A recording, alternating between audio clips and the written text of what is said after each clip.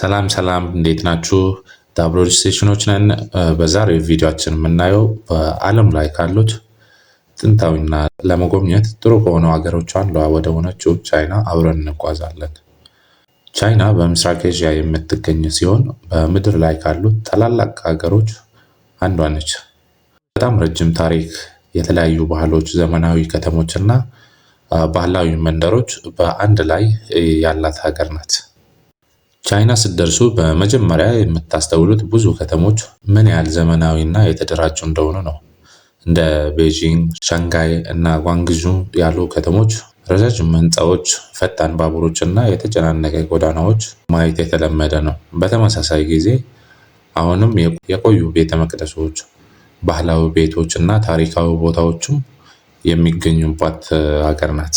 የቻይና ዋና ከተማ ቤጂንግ ስትሆን ቤጂንግ በዓለም ላይ በጣም ታዋቂ ከሆኑ ምልክቶች አንዱ በሆነው በታላቁ የቻይና ግንብ ታዋቂ ነች። ከብዙ ሀገሮች የመጡ ሰዎች ታላቁን ግንብ ለማየት ብቻ ወደ ቻይና ይመጣሉ።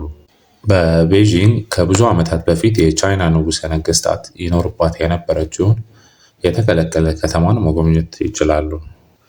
ቻይና ውስጥ ሌላው አስደናቂ ከተማ ከሆኑት አንዷ ሻንጋይ ናት። ሻንጋይ በጣም ዘመናዊ እና ታላቅ ከተማ ነች። ረጃጅም ሰማይ ጠቀስ ፎቆች፣ ትላልቅ የገበያ ማዕከሎች እና የሚያማምሩ የምሽት እይታዎች ማየት ይችላሉ። ለንግድ፣ ለቴክኖሎጂ እና ለዘመናዊ የአኗኗር ዘይቤ በጣም ጥሩ ቦታ ነች። የቻይና ምግቦች እንደየአካባቢው የተለያየ አይነት ምግብ ሲሆኑ አንዳንድ ቦታ ላይ በጣም የሚያቃጥል ምግቦች የሚወደድበት ቦታዎች ሲሆኑ ሌላ ቦታዎች ላይ ደግሞ ቀለል ያለና ብዙ የማያቃጥል ምግቦች የሚወደድበት ቦታዎች ናቸው።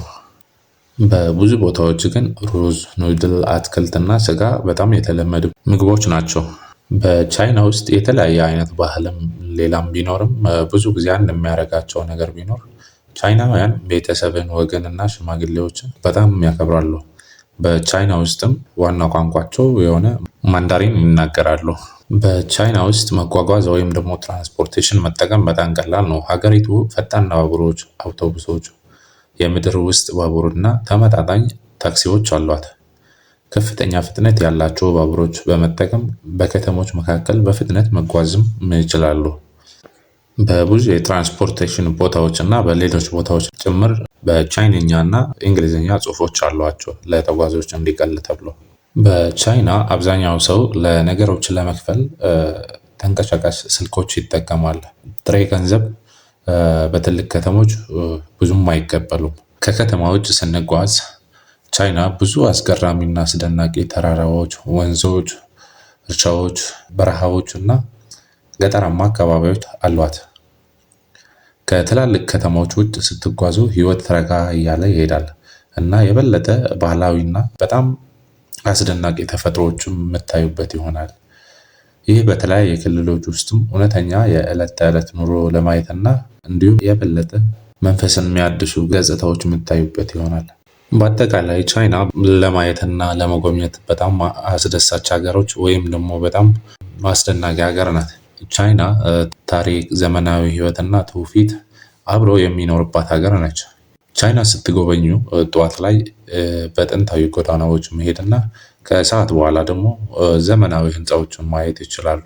ወደ ኤዥያ የመጀመሪያ ጉዞውን ካቀዱ ቻይና በምርጫው ማካተተው አይርሱ። የብዙ ዓመታት ታሪክን፣ በጣም ዘመናዊ ትራንስፖርትን እና ለማመን የሚያስቸግሩ ተፈጥሮዎችን የሚያዩ ይሆናል። የዛሬ ቪዲዮአችን ይህን ይመስል ነበር። ስለ ቻይና ከብዙ በጥቂቱ ነው እኛ ያቀረብንላችሁ። ለቻናሉ አዲስ ስለሆናችሁ ላይክ፣ ሰብስክራይብ ማድረጋችሁ አትርሱ። በቀጣይ ቪዲዮ እስከምንገናኝ ቸር ቆዩ።